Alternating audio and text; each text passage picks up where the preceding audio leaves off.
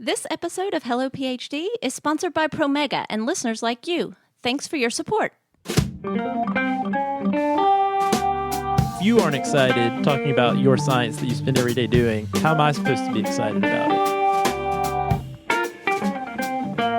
it? So you'll see in that figure, you see what it means? Pretty great, don't you think? Welcome to Hello PhD, a podcast for scientists and the people who love them. This week, the Hello PhD guide to giving a poster presentation and looking pretty good while doing it. Stay with us.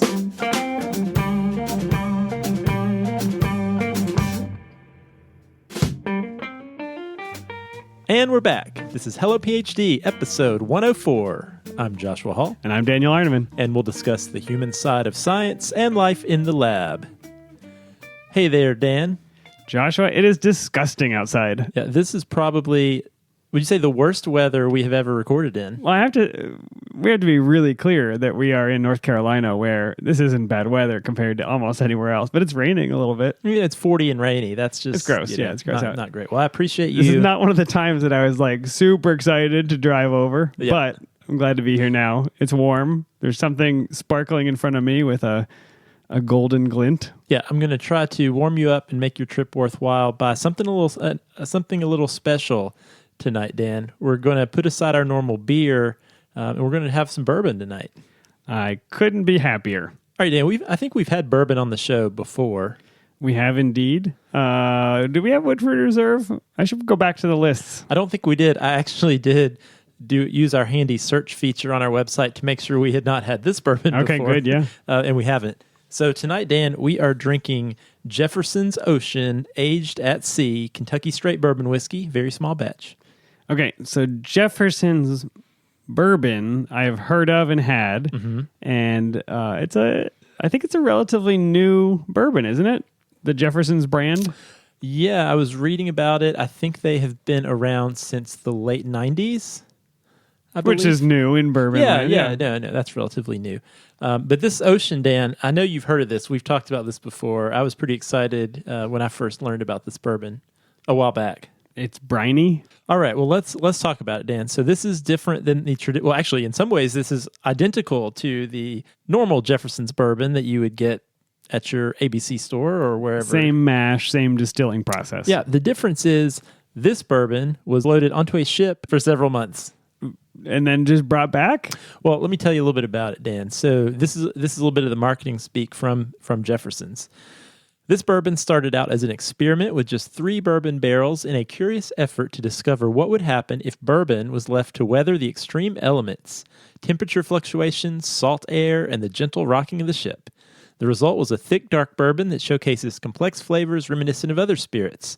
The almost black color and caramel flavors resemble a dark rum as the sugars within the barrels caramelized. The briny, savory taste from the barrels breathing the sea air. But at its core, it's a true bourbon. So that is marketing speak, Josh. I will agree with you. You painted a lovely picture. Yeah, so really, that's all this is. It's bourbon that was loaded onto a ship and sailed around the ocean for several months.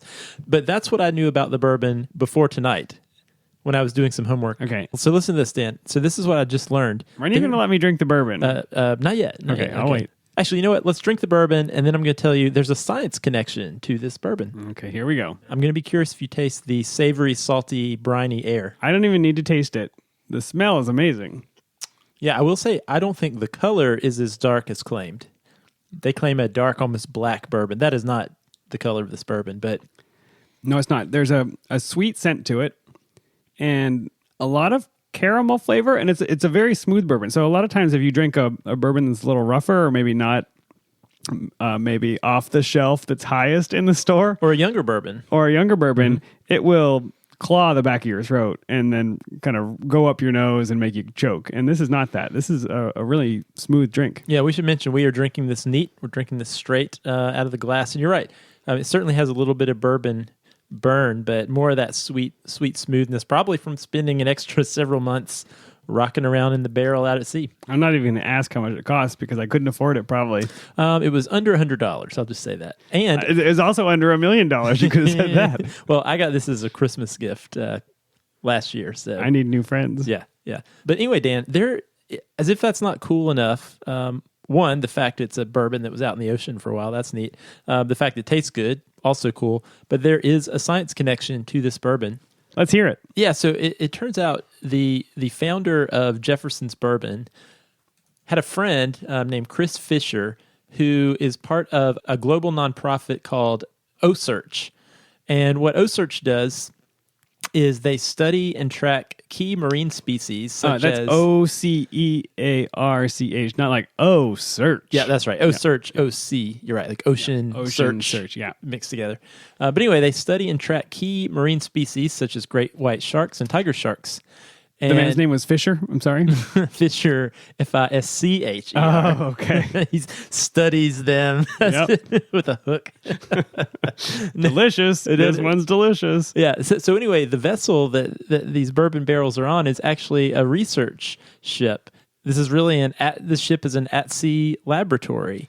Okay, so the bourbon is not just floating around for no reason, wasting fuel. They're actually going out to do something, and the bourbon's just along for the ride. Yeah, and it seems like I was reading a little bit about this. We can post a link to it.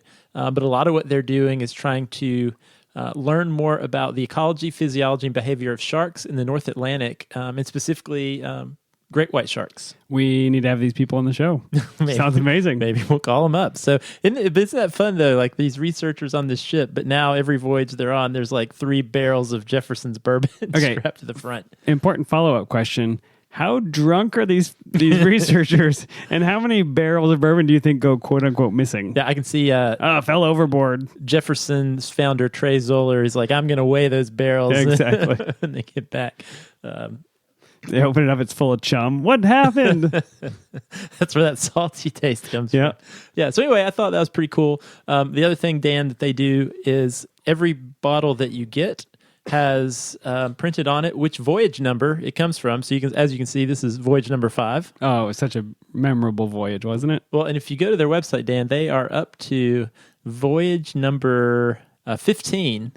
And I was disappointed to learn that starting with voyage number 7, there actually is a captain's log. You can read about what the weather conditions were on that voyage. So I don't know what mine was, but I looked at voyage 10 because that was interesting. It departed Savannah at the end of June. There was a lot of rough waters down to the Manzanillo at the north end of the Panama Canal. And then lots of other rough weather around Australia, back through the Philippine Basin and North Pacific. So due to the extremely rough sea, the bourbon was aggressively agitated, picking up more dark, intense flavors than some of their other voyages. So that's pretty neat, huh? That is neat, and I just can imagine you wanting to collect each series so that you can compare. That's right. This one, was there rough water around Australia on this particular batch? Well, it's interesting. I was reading all these before you got here, and there were a couple trips that were more calm, and then there were some that had really hot weather, and those apparently led to anywhere they were attacked by pirates. That one's not available for purchase, yeah. Actually. So anyway, Dan, this is the Jefferson's Ocean, aged at sea. Well, I have to say the bourbon is quite good. The stories are even better. So thank you for sharing those. No problem. Hey, Dan, I have some more good news. Besides this bourbon, we have a new Patreon patron.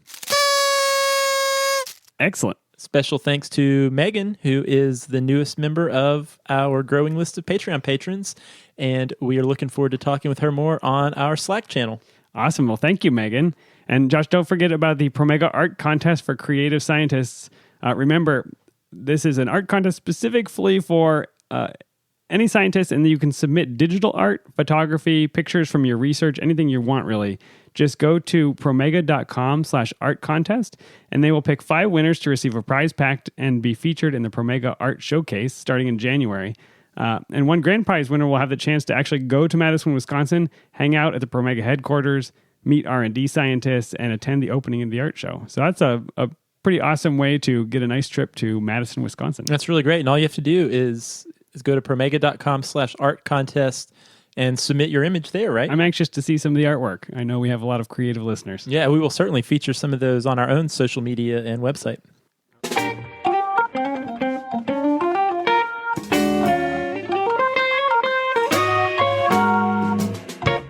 All right, Dan, so our topic this week was actually suggested on our Patreon Slack channel. So Awesome. So our patron Arlen had to say, "Hi everyone, I recently returned from my first real holiday in about 5 years, a month in Europe. I'm catching up on everything, including podcasts I fell behind on, and I just listened to episode 97 on attending and making the most of conferences. Very timely, since I leave for Hong Kong in 2 days to attend the International Psycho-Oncology Conference. Quite a world traveler. I'm jealous. I know. Also, while away, I had abstracts accepted for poster presentations at 2 conferences early in the next year.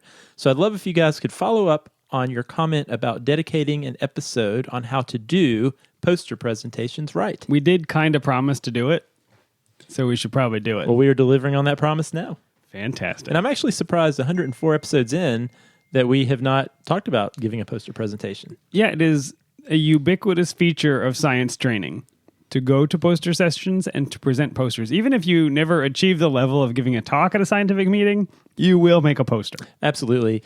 And interestingly, Dan, I spent most of my day today going to poster presentations and judging posters of grad students. So you are saturated with all the do's and don'ts, I hope. Fresh in my mind. All right, Dan. So what we'll do now is let's just go through how to present a poster well And look good doing it. and look good doing it. All right. So what I wanted to start with is let's just talk about what's so great about poster sessions. I mean, as we know, Dan, every conference you go to, at least scientific conference, there's posters. Yeah. The best thing, styrofoam cups of terrible coffee. They're out of any, they don't have half and half. You got to use powdered creamer, right? Push pins. Push pens. Yep. Isn't it satisfying to push those push pins in those little boards? I think it's really fun. Yeah. You get the little click as it goes in. Yeah, it's great. A couple things I like about poster presentations. Probably the biggest one is it's way more casual than a formal talk. I'm a fairly casual, laid-back person, Dan, but I think some of the more enjoyable scientific communication that I have done in my career is at a poster session. I much prefer going to poster sessions than sitting and listening to talks. You think the poster presenter feels more relaxed, or you as the viewer feels more relaxed? What is the casual part of that? Certainly, as someone attending, I feel more relaxed and interested. Because think about, Dan, at a talk, at a poster presentation, I have a lot more control over how I spend my time, right? I can sort of As a shop viewer. and peruse as Yeah. a viewer, Yeah. right? And say what looks interesting, what doesn't. If I go to a talk and 5 minutes in, I realize, oh, this is not really what I thought it was going to be. And you're not like me. You don't yell, "Shut up!" from the back. I mean, you're stuck, right? Yeah, you I mean, are. You're You kind are. of stuck there. So Hopefully, you brought a crossword puzzle. that's right. So I like that it's casual. And as a presenter too, Dan, I've had some really good experiences, talking one-on-one with people about my research. And I feel like in that setting, I've gotten a lot more useful feedback than I ever did in those questions at the end of a talk. Those tend to be more perfunctory. Yeah, no doubt about that. And being able to do one-on-one, I think, is a little bit less nerve-wracking, or one-on-two or three, but it's not a whole room full of, faces you can't see in a dark room where you're playing to an audience and you can't read their reactions. Certainly not for the entire group. Definitely. And that leads a little bit into the other big advantage I see of a poster presentation. And you alluded to this, Dan, a little bit. When you give a talk, you have one shot to hopefully hit the right level for all those people in the room. Middle, yeah. Yeah, and likely there's some people in the room that are experts in what you're talking about, and there are other people, maybe it's the undergrad who's brand new to science, right? And somehow you have one talk that you can give that you somehow have to try to hit that right level, and you never will hit the exact right level. But in a poster presentation, when someone comes up to your poster, the first thing you can do is you can say, oh, hey, how much do you know about this, right? What's your background? What do you find interesting about this? And you can tailor how you present your poster differently every time you give it, depending on the person who's standing there. So is that the first suggestion, is to try to gauge or scope the audience in each person that comes up? Absolutely. That would be my first suggestion, is right after you say hello, just say, oh, hey, how much do you know about? Hey, are you smart or not smart? Where should we begin? Oh, goodness. But, I would say, oh, well, I study Helicobacter pylori. How much do you know about H. pylori? Oh, well, I've studied H. pylori for the last 25 years. Would be a very different approach than someone who said, oh, well, actually, I'm a freshman in college. What is life exactly? What is H. pylori, right? I've never heard of that before. Yeah. I just thought your image looked cool, So I think that's a real advantage. And the other thing too, Dan, is Tip 2, a lot of flashy clip art so that people are attracted to your if poster. only you could do animated GIFs on these Oh, posters. someday. Right? The other thing is, you're giving this presentation, but you're not you're not just out on your own winging it. You've got the whole poster right there, like a roadmap guiding you along. So it's harder to get lost because you basically are following right along what you've put together. And we'll talk a little bit about how to put your poster together well. But if you do that, then you're never going to forget what you wanted to. Hard to get lost. You got the about. prompts right there. Yeah. Exactly. It really is like following a map, and it's right there for you. It's a great networking opportunity. People are there to meet you, and they are there to learn about science. So I think that's always good. And I've been to some poster presentations where wine and beer is served. That would definitely be better than the coffee. And those are actually, I think, the Not most at fun. 10 a.m., but yes. No, not at 10 a.m. Because, people relax and they have I've been to some great poster sessions at conferences where, it's towards the end of the day and there's some appetizers and some beer and wine and people are relaxed and it's just fun. I feel like this is how science should be. And it reminds me, Dan, of when we talked about how science used to be back in the day where people got together and just... Didn't we do an etymology where the word symposium meant drinking together? You're right, Dan, and that's this is what this is. It's what it is, So anyway, Dan, I think those are some things that are great about poster sessions. So Dan, before we get too much into this, you've been to plenty of poster sessions, I assume. I certainly have, yes. What would you say as you think back on your past experiences? Are there any common turnoffs, any posters you went to that really kind of missed the mark, and why? Yes, I think I would struggle if there are 100 million acronyms that aren't explained.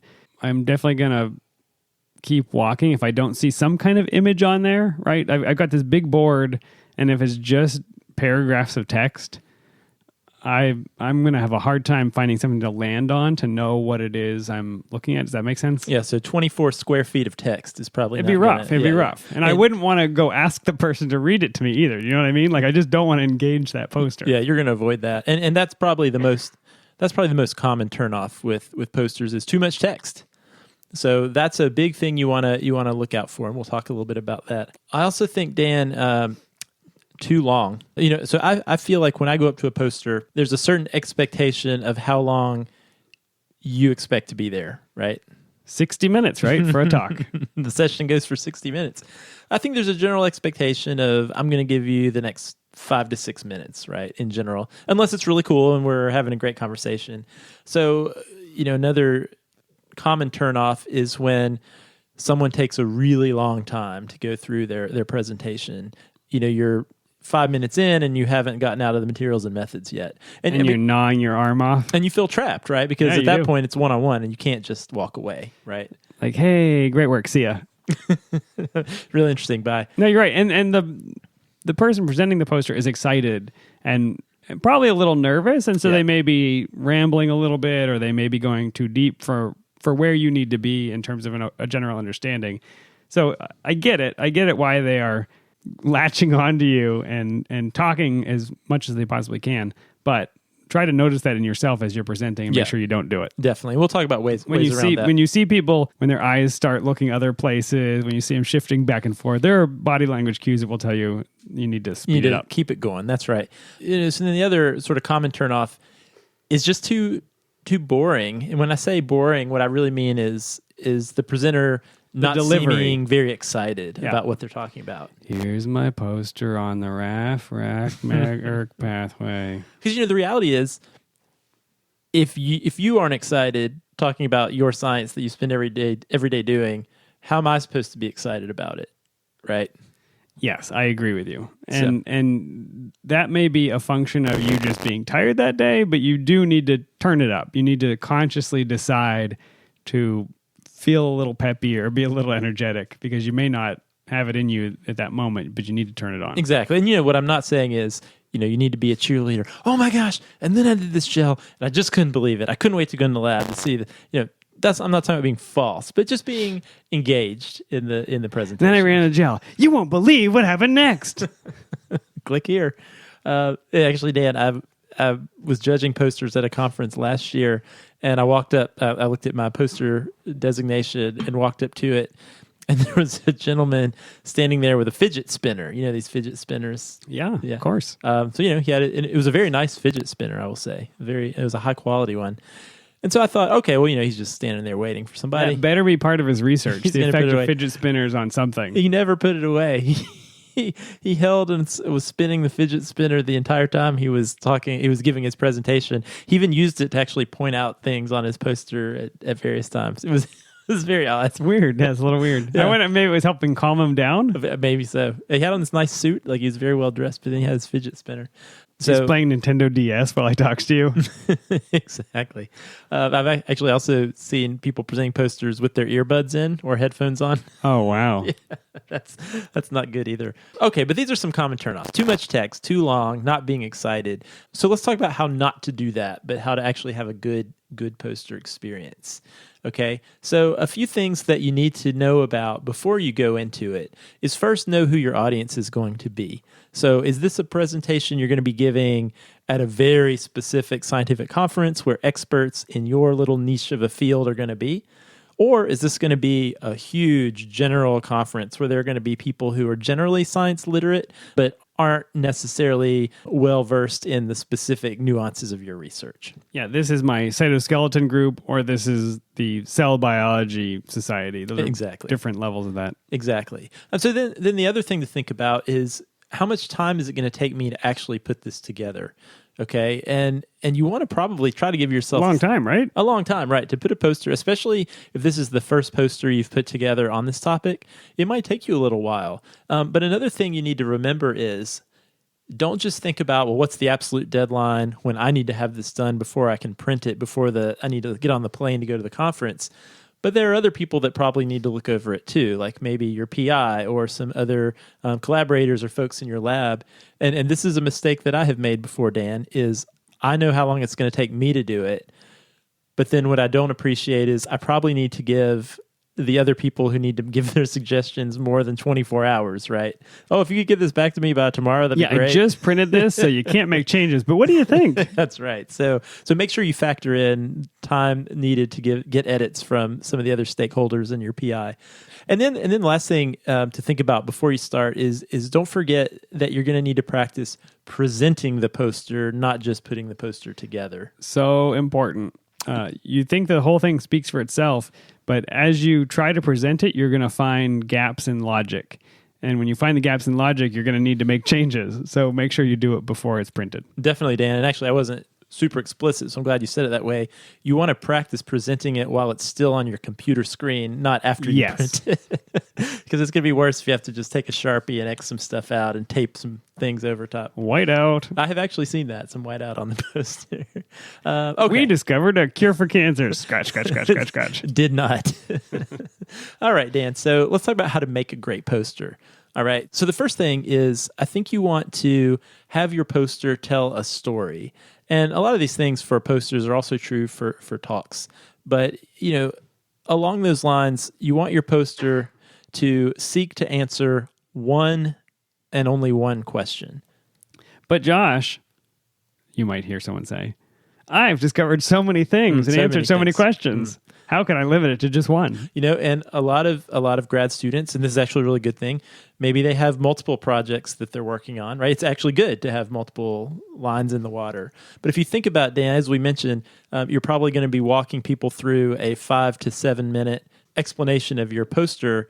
You probably can't in-depth tell me about 2 or 3 projects in 5 to 7 minutes. So what you want to do is focus on one nice tight story for this presentation, right? It doesn't mean this is the only thing you've ever done, but to have a really nice presentation, focus on one question. And the story might have multiple figures and several experiments you had to do to answer it, but it is a single thematic element. Absolutely. And I want to say, Dan, it is also okay to use other people's figures from your lab to set the stage, especially if you're newer to the lab. A lot of times people will fret if they're just starting out. They're like, I don't know that I have enough data. That's why you have multiple authors on your poster too. There's probably your project may very well be built on the work that was done before you, the postdoc who left the lab before you got there. Totally okay to use their figures too. Just make sure you put their name on the paper. And other people will be using your figures, so it all comes back. Absolutely. But like most scientific communication, what's really key is clarity, brevity, simplicity. This is not the time to just throw all your data or fancy jargon to impress people. That will actually lead to the opposite. So you want to be very discriminating in what you choose to put in the poster. And what you can really do is use that main question as your filter for what you are going to put on that poster. Editing, I think, is the hardest part of any endeavor, any creative endeavor, is taking things out, things that you love, but they don't actually contribute. You've got to get rid of them. We have so many not really that hilarious stories and quips that we've deleted from this very podcast every week. And think of all the terrible ones we left in. That just tells you That's the true. level. That's true.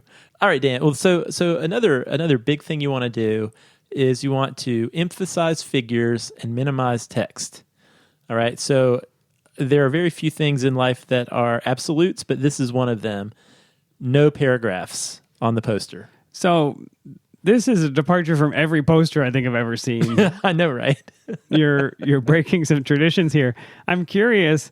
So sometimes at a poster session, I will go ahead of time and I will look through the posters to see if I actually care enough to go speak to the person.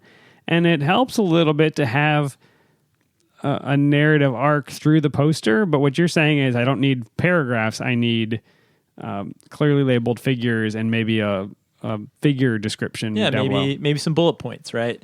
I will say the one potential caveat to this, so the abstract, a lot of people say, well, do I put my abstract on the poster? And the answer is it depends, right? And so, Dan, what you mentioned, if it's the type of conference where people put all the posters up at the beginning and they stay up the whole time, then yes, it actually might be good to leave that on there because there might be times when people come to see your poster that you are not there. However, there are other presentations where there will never be a time that you are not at the poster. In those scenarios, there's no need to have long paragraphs of text because who's going to stand there and read these paragraphs when you're standing right there, right? Yeah, and it's super annoying if people read to you. Yeah, exactly. So you really want to avoid long paragraphs of text because people probably aren't going to read them and they're just taking up space. Fair. Controversial, but fair. Yeah, so I think figures are best. If you can display something as an image or a schematic, that's certainly best. But bulleted lists are okay as well. Stick with the key points, but not too many. More is not better, I guess, is the take home for really a lot of these things. Okay. Another minor thing, be consistent with fonts, font sizes, and spacing.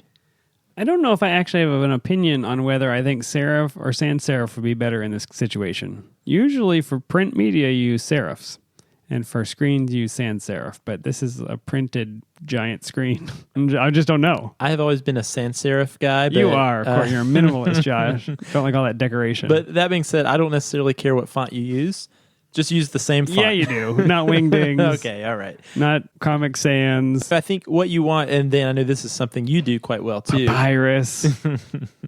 Is I've used that in the day for sure. Is you want to be consistent. If you use a font as your heading on your introduction, make sure you use that same font and same font size and same font color for your results section, for your materials and methods. What just for people who are now old and haven't done this in a while, what program are we using to build these? So, I have changed through the years. When I was a grad student, I used Illustrator. And nowadays, Solid choice. I don't touch Illustrator with a 10-foot pole. I use PowerPoint now. Okay, so you just make the resolution gigantic. Yep, I just change the slide size. I make a one-slide presentation and change the page setup to whatever the dimensions of my poster are. Maybe it's 4 feet, 6 feet by 4 feet, or whatever it is. And just do it right in PowerPoint. And I have found that to be way easier, and it works just as well. You probably have a lot of the content in PowerPoint already in Exactly. slides, so you can kind of copy paste a lot of it. Exactly. So that would be my recommendation. Pro tip. Unless you are a guru at Illustrator. I mean, Illustrator is a very powerful program, but what I don't want you to do, and what I found I was doing, is spending as much time trying to figure out how to get Illustrator to do what I wanted to do. And I think I was just trying to feel cool. It's a trap. It is a trap. Powerful, but there's a learning curve, and it's not worth adding that anxiety to your poster creation. Definitely. I want to say too, Dan, and we're kind of talking about general poster design right now. Don't be afraid of some white space. So Not only don't be afraid of it, make sure your poster has white space. It's how people's eye can follow the content down the page and follow the structure. definitely. And I think sometimes people, I think when students are putting posters together, they want to make it. I feel like all of us as grad students, we have this little fear inside that there's somebody out there that doesn't think we've worked hard enough and doesn't think we've produced enough So I think we compensate for that in some ways by trying to pack as much stuff into our poster or expand it out to make sure we're filling up all the space. Like, look how much I did. Lazy people use white space. That's right. But, I guarantee if you go to a poster session and walk around and you see those posters that look like they're chock full of information, sometimes I'm hesitant to go up to those because I start thinking like, oh, I don't want to get into that. That's going to be a lot. Too deep. And, I think about Dan. I kind of like to think about interior design sometimes. And one thing that I heard someone talking about with interior design is in our homes, we think a lot about what we're going to put into them. But what we don't think about is every time you put something in your home, you have actually eliminated some empty space. And that empty space actually has value within our home. And it's the same way with a poster. Everything you put in that poster, well, there's a cost. You're taking up some amount of white space. Yeah, and it's one of the principles of graphic design. I mean, and maybe someday we should do this, get somebody who's an expert in graphic design on the show. But there are principles of hierarchy and of white space and ways to produce fonts that would be really useful. I took a class when I was in graduate school in graphic design at the journalism school, and it was one of the best classes I took. I just audited it, but I used that information, the things that I learned, to make presentations all the time now, and it's just transformative. So if you have access to that type of class, I would take it, and you will use it for the rest of your life. Well, that means you are our expert in graphic design. Yeah, because I took one semester of graphic design. One more than I did. And then the last sort of general design topic is stick with a standard layout. So for scientific posters, Mobius strip poster. There's a certain place that people expect to see certain parts of the poster. This poster keeps starting over. No? But you know what I mean, Dan. So what you're used to seeing is, you've got the intro and whatever's on the top left. Oh, I see what you mean. Right? Yes. And then, don't get cute. Yeah, and the materials and methods and comes down in the bottom left corner. Then the results are kind of in the middle. Then the conclusions over on the right. And you just generally, if I'm looking for a certain part of the poster, I generally know where I should look for it. So what you probably don't want to do is try to get super creative and mix things up because you're probably just going to frustrate your Exactly. Yeah, viewer. we are trained to read posters. Don't mess with our training. Yeah. Okay, so that's some sort of general design tips, but let's just go through a few of the parts and talk briefly about them. So first thing is the title. That's the first thing most people are going to look at. That's what's going to be printed in those books or I was going to say those CDs they give you. That's what I'm skimming to find out whether I'm interested in your presentation. Yeah. And one thing I want to say about title is there are a lot of ways you can go with it, but do keep in mind that the title of a poster presentation is very different than a title you might choose for a manuscript, because for a manuscript, oftentimes the title really is the take-home message or the conclusion of the paper itself. Whereas a poster, it's okay to be a little more catchy, to try to draw people in and interest them. Now, you want it to be specific enough that I know generally what the poster is about, what topic it's on, but I really like poster titles that maybe are a question. So I know, I wonder what the answer to that is. I better go to that poster and find out. I like poster titles that are answers. I like the question within there. the answer, like the two-part. Okay. This poster, : does it matter? Exactly. I love that. I love that format. Click here to learn more. You joke, but I really like that format. You're trying to lure people over, right? Yeah, it is. It's a hook. It's a way to advertise. I like that. Yeah.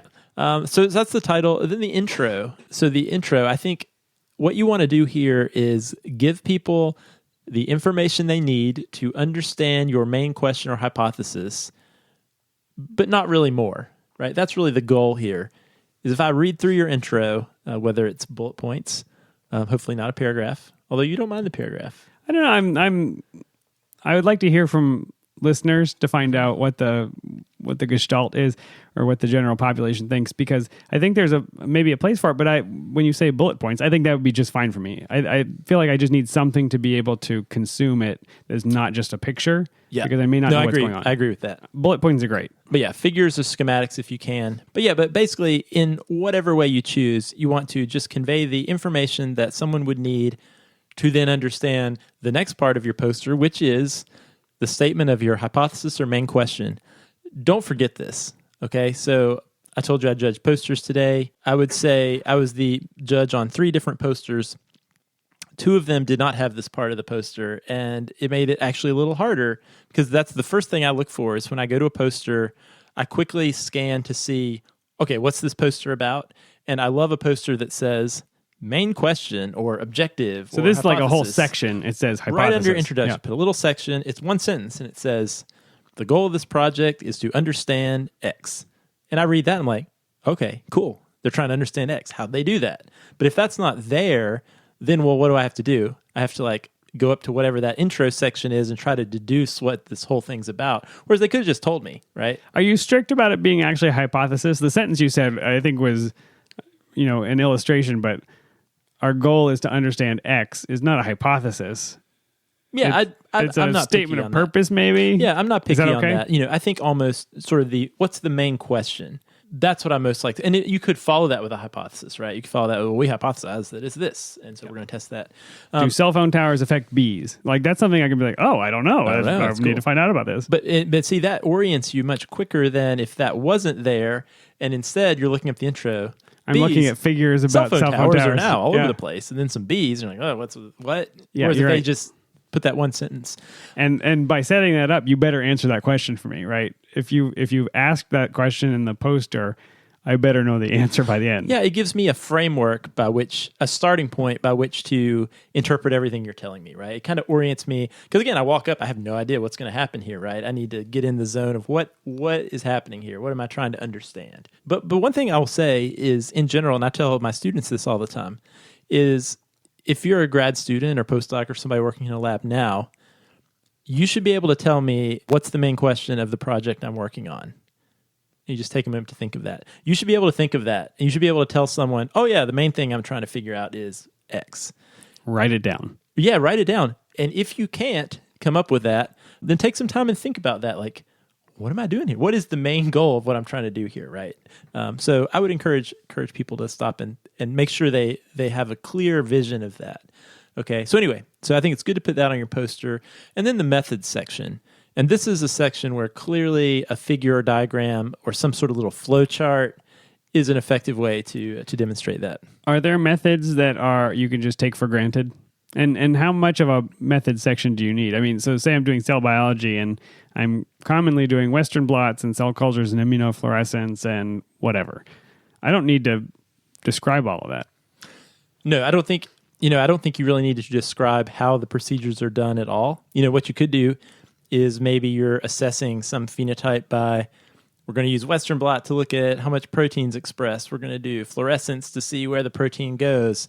But all this is starting from some cancer cells or whatever, right? So you could draw, here's some cancer cells, and then you could draw some different arrows coming off of it with like some little blots and write protein expression and some little fluorescent-y Yeah, here's cells. where I add my drug. And, Exactly. So if I look at me, okay, here's generally the types of experiments they're going to do. Got it. It's more of an experimental flow or workflow, basically, for your research question to the results that will lead to your conclusion at the end. Yeah, it's more as someone viewing it, I should be able to see what types of experiments and methods did you use. But not I like don't the need to method know section how. of your paper, which is here's how many microliters we used. Yeah. And, My goal is not to repeat it at that point. Got it. So, all right. So then we move to the results. All right. So this is sort of the meat of the poster.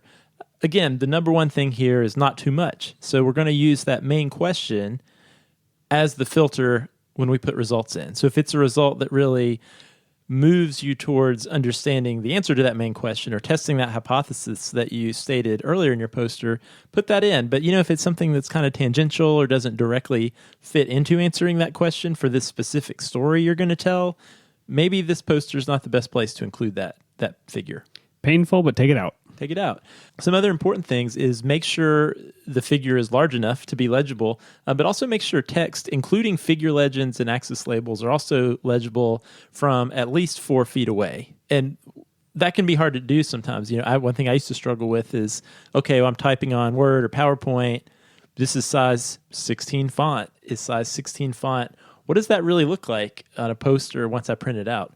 Well, one little tip, something you can do is you could type some different font sizes in Word, print it out, place that piece of paper on the floor, and then look down at your feet at the floor. And if you can easily read it it's big enough to go on your poster. What if you're 7 feet tall? Then it's definitely big enough. Okay, great. If you're only 3.5 feet tall, though, you might find a taller friend to see if they can ask them if they can read it. read it. So some other things you can do. Common question is, well, how much of a figure legend do I need to put? Right, and that was my figure. question. If you're just putting figures, how am I going to understand what the figure is about? Yeah, and again, Dan, I think you brought up a very valid point that you sometimes like to go by and look at posters on your own. I think this is another important time when it depends on the format of the conference or presentation you're going to. If it's the type of thing, again, where your poster is going to be hanging there without you for an extended period of time, you might want to put a little more detail in a figure legend format underneath the figure to help orient the person looking at your poster with, well, what's going on here? What's the type of experiment? But if it's the type of thing where you will always be there at your poster, then I think really the main thing you need is the figure itself, and you need a nice descriptive title. And so this is something that often gets overlooked.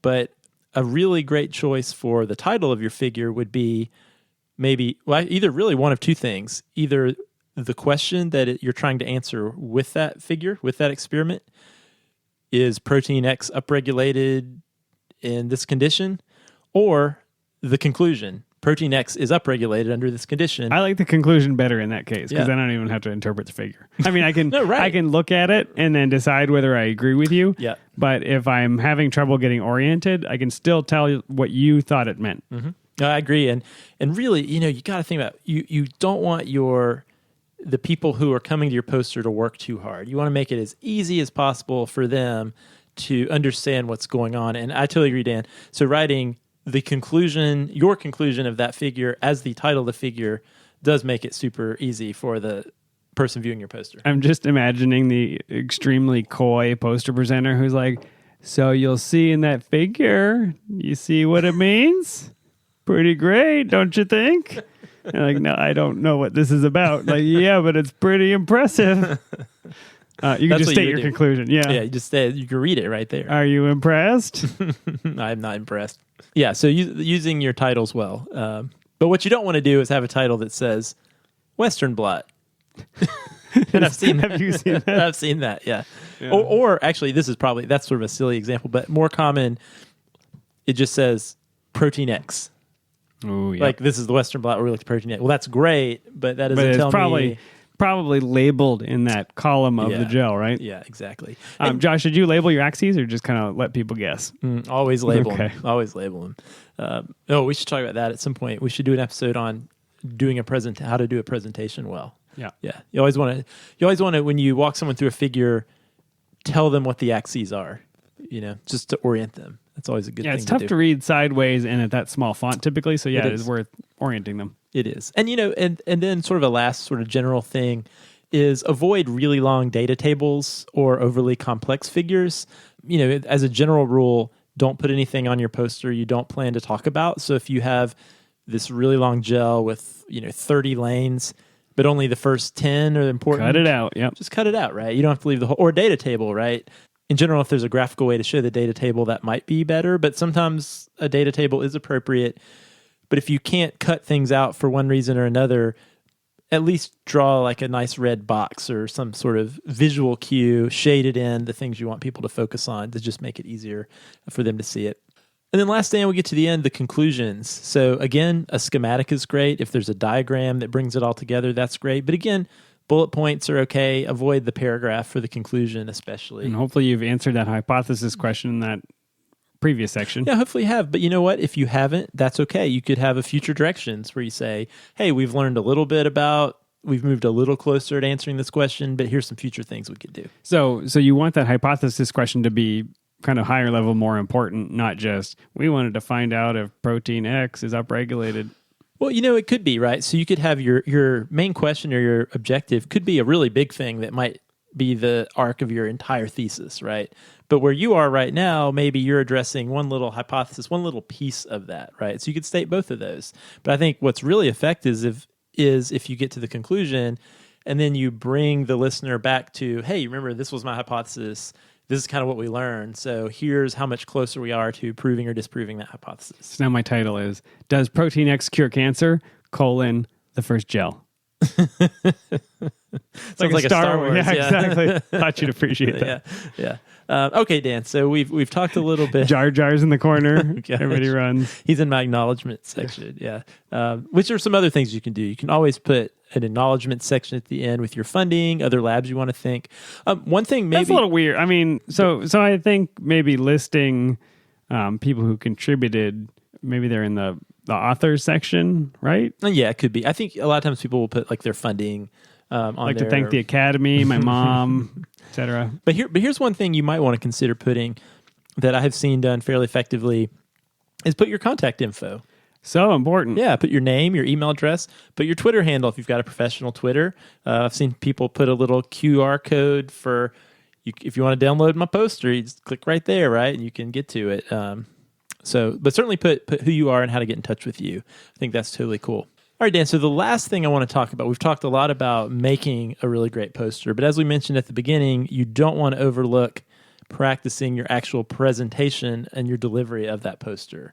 All right, so the first thing, and this is obvious, is you want to practice. Don't let the first time you go through your poster be when you're standing at your poster at the conference. But importantly, when you practice, don't just practice with your lab. Who else is going to listen to me, Josh? Well, I would ask you, Dan, if I had a poster. Well, and here's the reason why.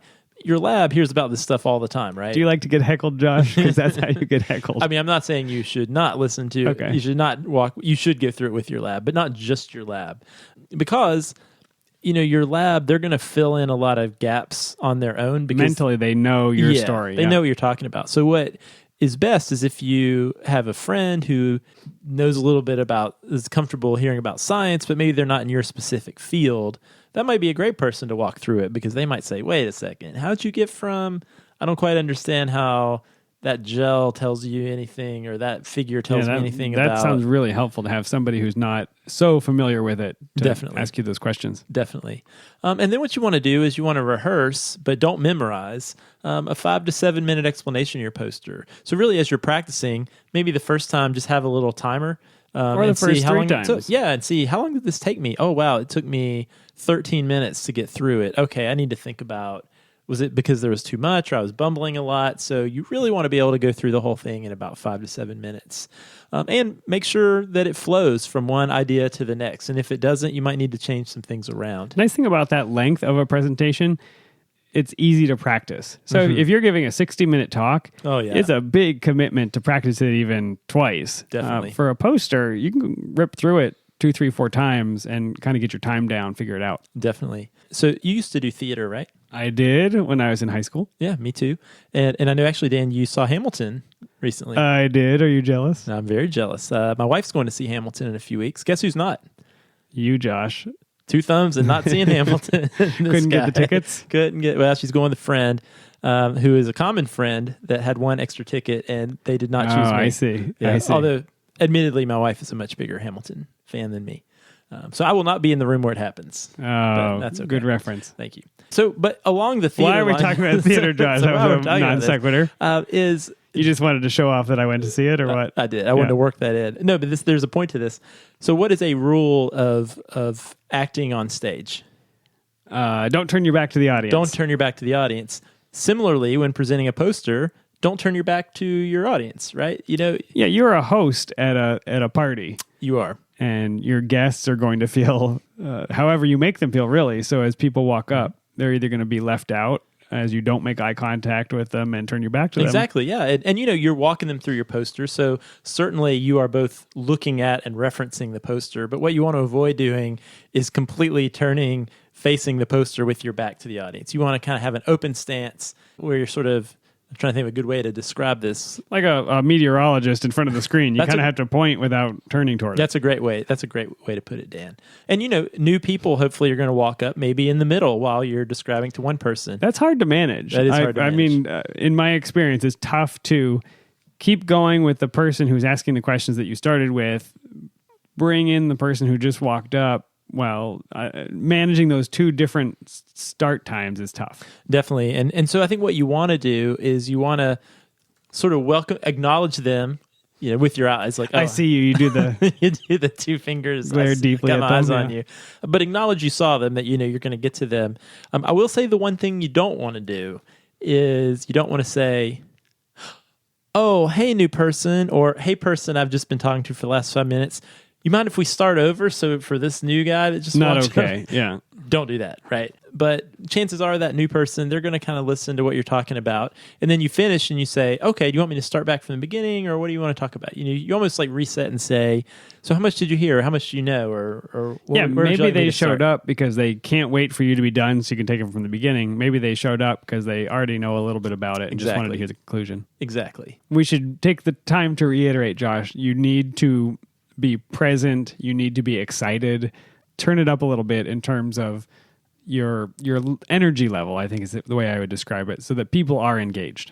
Yeah, that's right. I mean, and if you think about it, we talk a lot about graduate school and the research life, but giving a presentation, whether it's a poster presentation or a talk, really is your chance to actually tell people about the thing that you spend 8 to 10 hours a day, every day doing. Right? So this is your work. Be proud of what you spend all your time doing. Be excited to tell people about it, and they'll be excited to hear about it. Make eye contact, smile, be enthusiastic, and be excited to share what you've been working on. Yeah, it's another, I mean, taking it back to, we were talking about acting. It's another thing I learned in acting. You get out there and you're just kind of saying your lines. You're saying the exact same words, but the audience falls asleep. As opposed to getting out there with energy, even if it's not an exciting scene, there's some aspect of coming out with enthusiasm that they pick up on. It's really hard to describe if you haven't done it both ways, but they will notice. And so you've got to kind of bring it to your poster. Yeah, and I go see a lot of posters, and I am very willing to overlook someone being nervous or someone making mistakes if they seem like they're really interested and excited about what they're talking about. It helps me to be excited. Okay, well, I have some follow-on questions. All right, yeah, let's go. And this is going to the dark side of science. Uh-oh. Posters sometimes are research that I haven't published yet, right? So how worried do I need to be about these ideas maybe getting picked up or scooped or run with by some other lab? Do I need to keep things out of my poster, or should I assume that everybody's good-willed and is going to let me take my time? Well, have you heard of cases? yeah, no, absolutely. And I actually had one experience where, as a graduate student, I was at a large microbiology meeting, and I was working in a fairly small field. So there were only so many people doing, and it was a relatively new field too. So everybody was still kind of doing similar things at that point. And for the most part, everybody was pretty open and friendly, but there was this one group from this one lab, and they would sort of come over to my poster and this other grad student in my lab's poster, and they would stay off at a distance with a notepad, and they would like scribble some things down, then they would walk away and never once came up and talked to us. It was so bizarre. And do you think they were trying to take ideas? I mean, what else would they be doing, right? I don't know. Now it'd be easy. You just take a photo with your cell phone. I know, right? What are you saying? I was pre-cell phone kid? Yes. Yeah, they were carving into a tablet. That's true. I think that's hard to answer. It's going to depend on your field. It's going to depend on the type of work you do. I think that's a conversation that you have to have with your PI ahead of time, who's going to know more about that. I think my general sort of naive, free spirit probably mentality is, hey man, free information, it's free science, just put your science out there and it's fine. Like it'll be okay. But I understand there are certain situations where that may not be the case. And I know some labs actually are working with patents and they're working with industry collaborations. And so I've been to some posters where the student will go through the experimental design, except instead of saying this is a specific protein we're looking at, they'll have like sort of a code protein 1, 2, 3, 4. Right, so they don't tell me exactly what it is. I always kind of hate that, to be honest with you, but it feels happens. anti-science. Like the scientific community is about open communication, and that does feel weird. Yeah, but I mean, I think getting the scoop's a answer real is thing. talk to your PI and make sure that the things you're showing are okay to publish, and maybe it'll encourage you to go a little bit faster. My philosophical answer is, I wish that we had a different publishing climate where Sure. just because someone scooped you didn't mean, well, I totally can't publish this paper. And actually, that's something we should talk about on a future show. There are some journals that have instituted some policies where if you submit a paper where similar work has been published, but it's been really recent, like if you were Scoop, they'll still publish it, and they see value in sort of corroborating evidence to a certain conclusion. So, Okay, well, that's an interesting topic for a future show. Yeah. Last thing I want to ask, nuts and bolts. I've got my PowerPoint file. It looks amazing. I've practiced it. Everybody's looked at it. How do I make it a physical thing? yeah, so you're ready. I used to make individual PowerPoint slides, and I print out each slide, and then I Yeah. glue it to construction paper or whatever, right? Dan, I remember when we were first year graduate students, and the year was 2002, I believe, in the fall. Our posters were drawn in crayon. Well, do you remember there was a big ice storm the first week of December, and I the do, power went out for about a week, and we were supposed to have our end of rotation poster session, presentations, yep. right? So I remember back in those days, there was less of the printing out. It was a very special occasion when you would print out the Never, really, yeah. yeah. So for something like that, it was literally, like you said, printing out individual pieces of paper, each slide on a piece of paper, and then I don't know if you did You'd this. pin them or glue them You or would something. cut out on, you'd get like construction cardstock of different colors, and you would paste it. It was like a science fair. Like a science fair. sixth grade science Well, fair. I remember cutting out the paper in the dark, in the cold, in my apartment because we didn't have any power with these probably crummy scissors. And I presented my poster, and we had some judges who gave us feedback. On my feedback form, it said presentation was good, content was good, but it looked like his 5-year-old brother helped him cut it out. 2 stars. That's literally what it said. Wow. Like, I had no power. So anyway, yeah. But I think what you want to do, there are plenty of places you can print these full-size posters. There are companies. There are So it's on just done campus on a printers. giant plotter like It's an architect would use or a... Yeah. But one important thing, though, if you are going that route, printing it on the big printer, is make sure you convert. If you do it in PowerPoint or Illustrator, convert to a PDF first, just to ensure something weird doesn't happen with formatting or a font or a symbol or figure. Kinko's FedEx does this? Yeah, they do actually. Okay. Yeah, I think any Kinko's FedEx will do it too. I mean, this is me just asking because it's been so long Yeah. since I had to plot anything Yeah, that big. it really is different, Dan, than when we were there. Like I said today, actually, it's very interesting. The story I just told, the posters that I went to today were the end of rotation poster presentations. Everyone was printed on a big. And how paper. much do you suppose it costs? I would say anywhere from, assuming your department does not have a printer, which some do, I would say in the $30 to $50 range. Okay, so it's not Yeah. inexpensive for a graduate student to be printing. Now, hopefully posters. your lab will pay for it. Okay. But hopefully your lab will pay for Right. it. But yeah, I don't know. Oh, thanks, Josh. I mean, I think that was really helpful to go step by step through the poster to find out some of the common ways that people make mistakes, the ways that they fail, the ways that they do better. And you definitely have a lot of experience and have been to good ones and bad ones. Yeah, I mean, really, I wish I could go back, and I wish I made more posters now, because I go see so many student posters now throughout the year. I would give a much better poster presentation now than I ever did when I was a student. A new career for you, poster creator. Oh, I could be a People hire poster you, consultant. Yeah. Professional Yeah, poster that'd be great. stylist. That'd be great. All right, Dan. Well, that was fun. How's your bourbon holding up? Delicious. Yeah, very good. Warms you up on a cold night. It sure does. And I think it might have stopped raining, so that's a good sign. It's good for you to walk back out to your car here in a minute. All right, Dan. Well, if you have a question or topic idea, not you, but our listeners, Oh, I have questions and topic ideas, Josh. we would love to hear it. You can email us, podcast@hellophd.com, send us a tweet at hellophd, or leave us a message on the Facebook This page. is really going to increase the number of emails we get because I think in all the previous weeks, people assume you're talking to me when you say if you have a question. Maybe that's why we don't get any emails, Dan. We get plenty of emails. And ironically, you're the one who checks the email. Yeah. I never check it. That's weird. Have you been emailing yourself? Yes. Okay, cool. Yes. But if you like the show, you can leave us a review on iTunes. We certainly love to get the feedback. If you'd like to support the show, you can become a patron, just like Megan. Simply go to our website, hellophd.com, and click the Become a Patron button, or you can visit patreon.com/hellophd, and we will give you access to our patron-only Slack channel. And also, we certainly would appreciate the beer money, thanks to the ongoing support of our patrons. All right. And don't forget, submit your art to the promega.com/art contest, Josh. Maybe just send your whole poster because it's such a beautiful work of art. It's a work of art. And let us know when you do that. We would love to know who's submitting. Yeah, we don't actually we'd have like a way to see. know. Yeah, we'd like to see some of if these you things. submit. So tweet to us as well. Definitely. All right, Dan. Well, we will be back at you at our next episode. We'll see you then, Josh.